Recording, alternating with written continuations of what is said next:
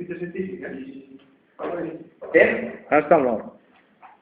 La Terra es redona y achatada, ¿no? Achatada. Pero aquí están los polos que diuen. Allá onde? El Ecuador passa per aquí, tot això.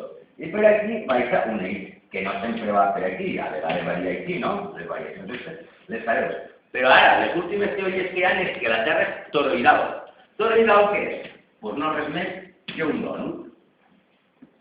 I nosaltres estem per aquí.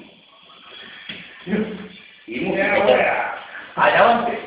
Aquí dins diuen que hi ha unes forces magnètiques que són així, que ens influeixen així. I que la Terra que aquí dins és hueca. Per això, en Google Earth, ni en cap foto satelital, veureu la part esta, ni la part esta. Per què? Ja a la Segona Guerra Mundial, Hitler, en busca de l'Arca Perdida, tota la història, buscaven això. I des d'aquí d'Europa, quan van invadir Berlín, Hitler va escapar per los túnels de Berlín, va arribar als submarinos que van aquí i va amagar aquí, i aquí Hitler està, perquè això és un matrimoni.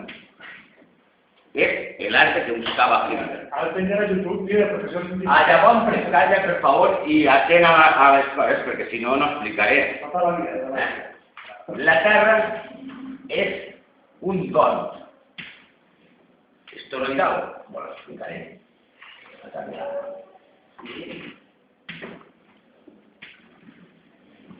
Terra era així. La NASA, això no m'ho diu sabores.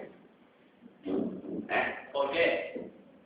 Porque es el gran secreto y misterio de la NASA. Porque es por donde se escondió Hitler.